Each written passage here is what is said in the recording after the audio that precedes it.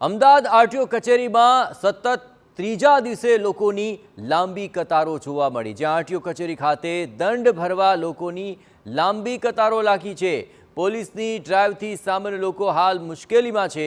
પોલીસે ડિટેન કરેલા વાહનોનું દંડ ભરવા માટે આ લોકો કતારમાં ઊભેલા છે।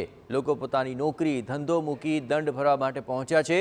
આરટીઓમાં સામાન્ય દિવસોમાં રોજના 50 જેટલા ટોકન ઇસ્યુ થતા હોય છે અને તેની સામે 1000થી વધુ લોકો દંડ ભરવા માટે પહોંચી રહ્યા છે અને તેને કારણે આ લાંબી કતારો જોવા મળી રહી છે। આપણે જણાવીએ કે ગઈકાલે 500 ટોકન ઇસ્યુ કરવામાં આવ્યા હતા અને આરટીઓમાં 18 લાખનો દંડ વસૂલવામાં આવ્યો હતો। આપણે એ પણ જણાવીએ કે મંગળવારે 250થી વધુ ટોકન ઇસ્યુ થયા અને 9 લાખથી વધુનો દંડ વસૂલાયો અને 250 જેટલા ટોકન ઇસ્યુ થવાનું આજે પણ અનુમાન છે। લોકોને અગવડતા પડે નહીં તેના માટે આરટીઓમાં ખાસ વ્યવસ્થા પણ કરવામાં આવી।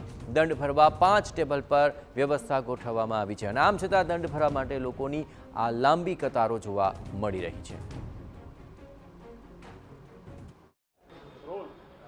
આમ તો અમદાવાદમાં ગુનાખોરીનો ગ્રાફ વધી રહ્યો હતો ને તેને ડામવા માટે પોલીસ રસ્તા ઉપર ઉતરી હતી, પરંતુ તેની એક નેગેટિવ અસર છે તે અત્યારે જોવા મળી રહી છે। જે રીતે પોલીસ રાત્રિના સમયે છેલ્લા 3 દિવસથી કોમ્બિંગ હાથ ધર્યું હતું ને લોકો છે તેના વાહનો ચેકિંગ કરવામાં આવ્યા હતા, જેમની પાસે જે દસ્તાવેજો ન હોય એટલે કે લાયસન્સ, પીયુસી અથવા તો અન્ય કોઈ નિયમને ફોલો ન કરતો હોય તો તેમના છે તે વાહનો ડિટેન કરવામાં આવ્યા હતા અને છેલ્લા 3 દિવસથી આ ડિટેન કરેલા વાહનોનો દંડ ભરવા માટે લાંબી કતારો છે તે આરટીઓ ઓફિસ પર લાગી છે।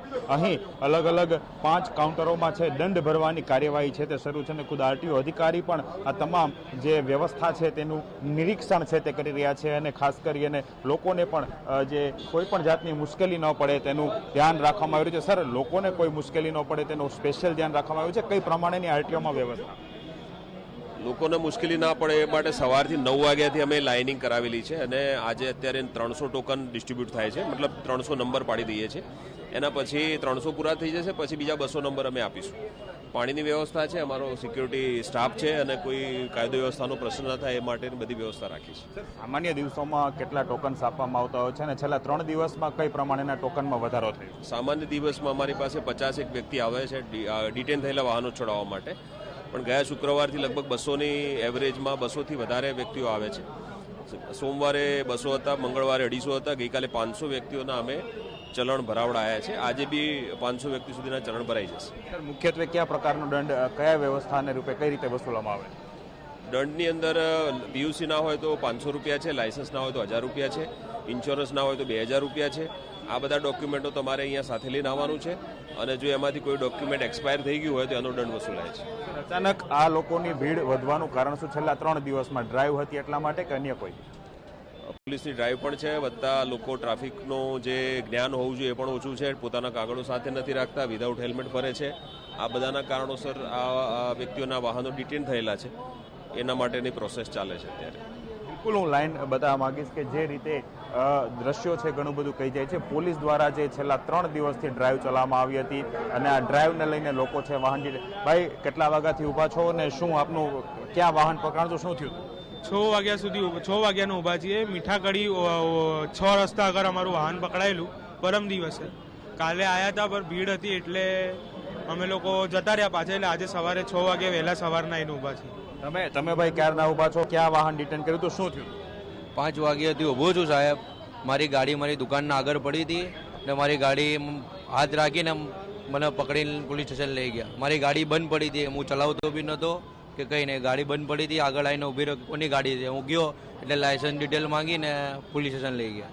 તમે શું કહેશો, ક્યારે ઊભા છો અને શું વ્યવસ્થા છે, કઈ પ્રમાણે તમારી ગાડી ડિટેન થઈ? 4 વાગ્યાનો આવ્યો છું સાહેબ અહીંયા હું, બરાબર। છોકરો કીધા વગર ગાડી લઈને નીકળી ગયો હતો, ત્યાં એને પકડી લીધો અને બેસાડી દીધો, ગાડી જમા કરી નાખી, બસ।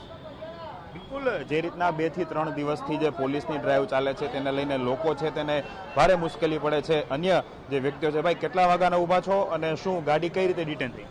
ગાડી સર એમાં એવું હતું કે વાઈફની સાથે જતો હતો, ફોન ચાલુ હતો અને સાહેબે વાસણા પોલીસ ચોકી પકડી લીધો મને અને ગાડી સીધી જપ્ત જ કરી લીધી, ડોક્યુમેન્ટ હતા નહીં। વાંક મારો છે એકચ્યુઅલી, પણ હવે શું કરી શકીએ, ભૂલ છે એ છે। બિલકુલ, લોકો પોતાની ભૂલ પણ સ્વીકારે છે અને જે રીતે અહીં લાંબી લાઈન છે, ફક્ત આ લાઈન નહીં પરંતુ છે 3 માળ સુધી, એટલે કે ગ્રાઉન્ડ ફ્લોરથી લઈને આરટીઓ કોમ્પ્લેક્સમાં જે 3જા માળે છે ત્યાં સુધી આ જ પ્રમાણેની લાઈન જોવા મળી રહી છે. જો કે ટોકન વ્યવસ્થા કરવામાં આવી છે. જનરલી 5 કાઉન્ટર છે તે સ્પેશિયલ વ્યવસ્થાના ભાગરૂપે ગોઠવી દેવામાં આવ્યા છે અને લોકોને કોઈ મુશ્કેલી ન પડે તેવી પણ વ્યવસ્થાઓ છે તે ગોઠવી દેવામાં આવી છે. કેમેરા પર્સન ઇમરાન શેખ સાથે હરીન માત્રાવાડિયા, TV9 અમદાવાદ.